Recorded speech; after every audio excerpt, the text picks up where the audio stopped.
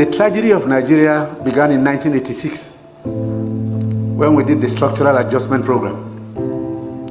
When we were persuaded to devalue our currency every week for 32 years. When I went to school, and many of you are here, the Naira was $1.50. The Naira was almost £1 They came here, persuaded some brilliant men from Harvard and the World Bank that weekly devaluation was wonderful. 32 years of devaluing your currency until we hit 527. And they were still telling us that the Naira was still overvalued. That brought poverty, misery upon us. Then interest rates went to 30%. So nobody could build a factory, start a farm, produce anything, or create jobs. Because every time you bring in a shipload of rice, you also bring in a shipload of unemployment. Because you are transferring your wealth to sustain other economies. Somehow, Nigerians didn't notice it. So we became a nation of importers. Toothpicks. Each year it cost us $18 million. Importing toothpicks. Tomato paste, $400 million. So you talked about tomatoes now. One basket in town now is less than 2,000 naira. The farmers are losing money because the processors don't have enough funds to set up factories. You're going to do tomato paste, it's food-grade stainless steel. You can't just use anything because you'll be putting poison in people's stomachs. 2 factories have started off. I believe by the middle of next year, we can comfortably tell importers of tomato paste to stop. But when you do, you make enemies. Even the rice we're trying to reduce, we have enemies, heavy enemies, people who can kill if they have a chance, because you're spoiling their business. And let nobody take it lightly.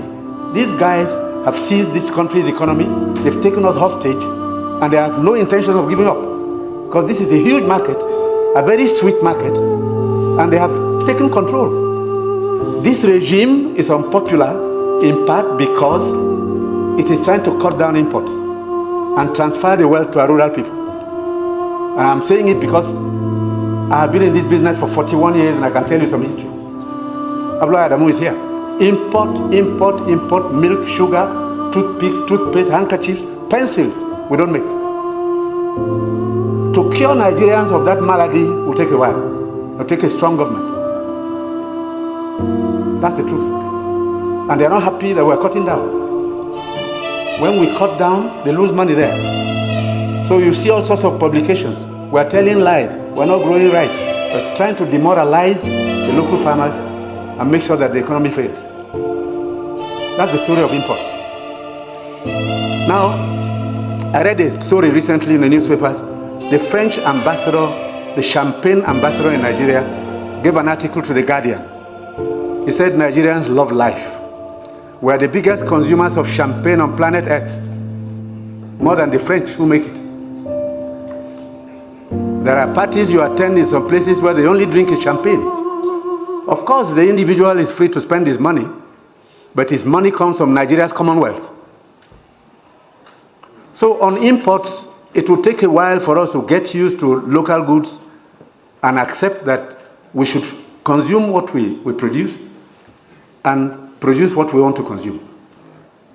I take your point. We have to take stern measures to cut down on imports because these young boys and girls who have no jobs today are not going to allow us to carry on enjoying life at their expense. They need jobs. They need jobs. They are children. They've graduated, they've come back home to begin a second childhood because there's no factory to employ them. And the ministries can't take any more. But somebody is making sure you fail when you want to produce at home.